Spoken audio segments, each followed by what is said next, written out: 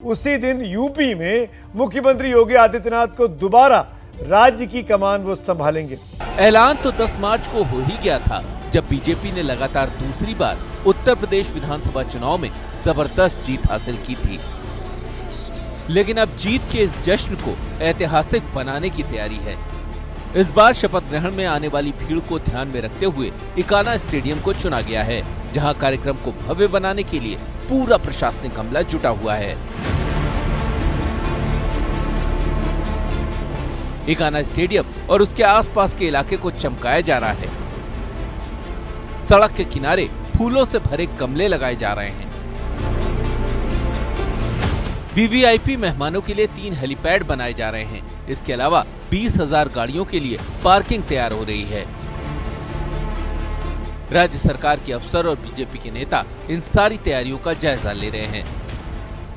तो मेरे दाईं ओर की तस्वीरें आप देखेंगे, जहां पर बड़ी एक पार्किंग डेवलप की जा रही है, जिसमें हजारों की संख्या में गाड़ियां खड़ी करने की व्यवस्था की जाएगी। चूँकि देश के प्रधानमंत्री नरेंद्र मोदी के अलावा गृह मंत्री अमित शाह समेत केंद्र के कई बड़े मंत्री और साथ ही साथ संगठन के बड़े पदाधिकारियों को इस कार्यक्रम में आमंत्रित किया गया है।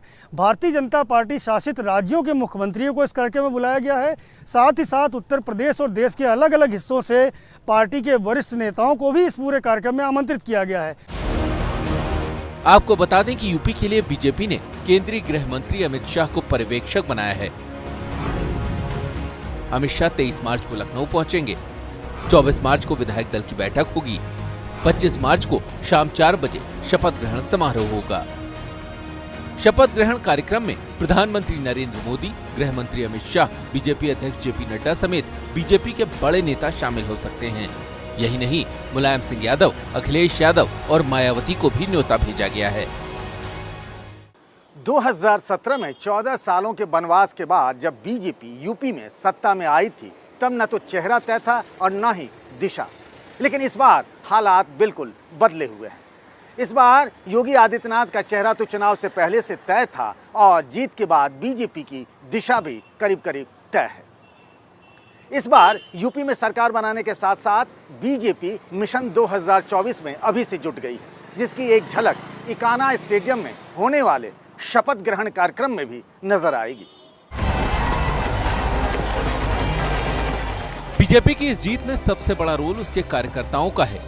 बीजेपी का नेतृत्व कार्यकर्ताओं की अहमियत को समझता भी है और यही वजह है कि शपथ ग्रहण में यूपी बीजेपी ने सभी जिला अध्यक्षों को निर्देश जारी किए हैं। हर इलाके से कम 2 कार्यकर्ताओं को 24 घंटे पहले लाने को कहा गया है। इनके आने जाने की व्यवस्था पार्टी करेगी।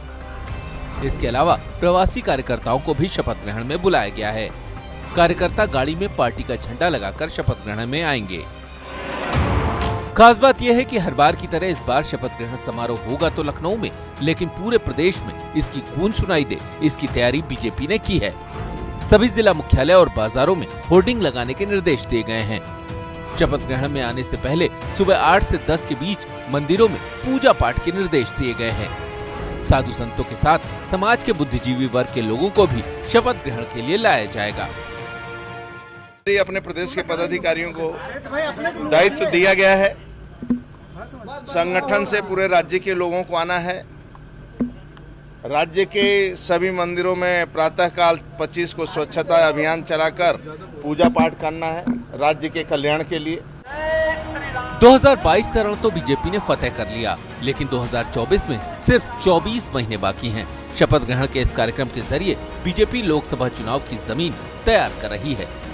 लखनऊ में संजय त्रिपाठी के साथ दिल्ली से पंकज झा की रिपोर्ट।